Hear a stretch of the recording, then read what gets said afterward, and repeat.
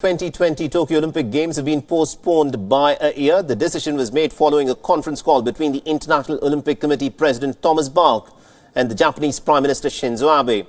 Pressure was mounting on the IOC to call off the Games or to suspend it or to postpone them over the last few days. The Canadian and the Australian Olympic committees had also made it abundantly clear that they would not be sending in their contingents to Tokyo if the Olympics were held on schedule later this year from the 24th of July.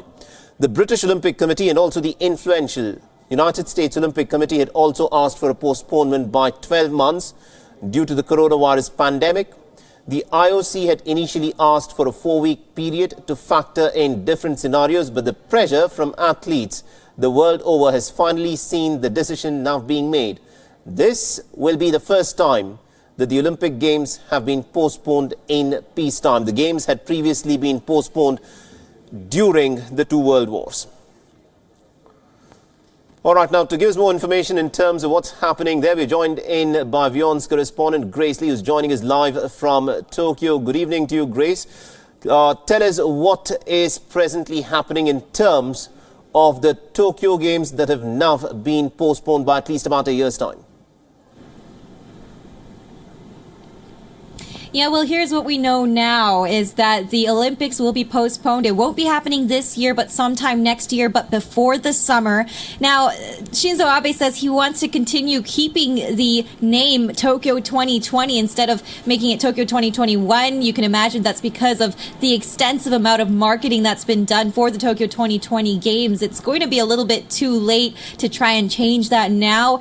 The Olympic flame is already here in Japan, and according to officials, they're going to keep it here until the Olympic Games happen. But, public sentiment has been that for the past couple of weeks, Japanese people here thought that the Olympics were going to be canceled at some point. About 70% of the public in a recent poll showed that they believed that. So it didn't really come as a surprise, but it still was a bit of a shock seeing Japan's Prime Minister finally announcing that. But of course, that came amid a huge amount of backlash, like you mentioned, Canada, Australia, a lot of countries starting to pull out, athletes criticizing Abe and the IOC for not caring enough of the athletes' health and security to be trying to push ahead with these Olympics.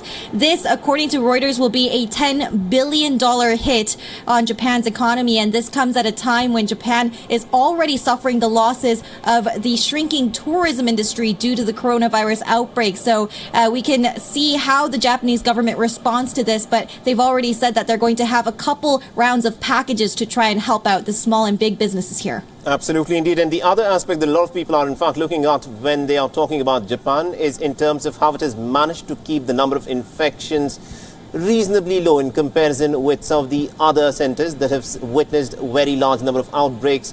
Till the 24th of March, it's being said that there were about 1,200 cases of infection. How is Japan dealing with the COVID-19 outbreak?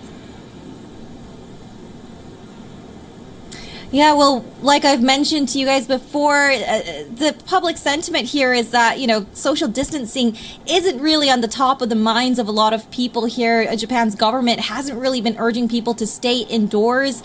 They have asked people to refrain from going to large public events, but there is some tension rising here. Tokyo's governor recently announced that we are going to see an uptick in cases in Tokyo unless some measures are taken soon by the government. We also heard from public health officials that we're starting to see an uptick in cases in Osaka, which is another large city here in Japan. They estimate that by April 3rd, we might see about 3,000 cases there. That's a really big number considering that Japan has been able to keep the numbers overall low. But as always, there are mounting questions about the testing numbers. Japan is still not testing enough people, and experts are raising the alarm about that. Even though the testing capacity has been raised, we're still not seeing the number of tests that Japan should be doing at the moment. Absolutely. And one of the key issues in terms of what is happening in the COVID-19 outbreak is social distancing so that the infection does not spread. But over the last weekend, we saw a lot of people turning up to witness these cherry blossoms. So what is Japan at this point of time considering? Are they looking at any kind of an imposition of a lockdown, at least in certain restricted pockets in Japan?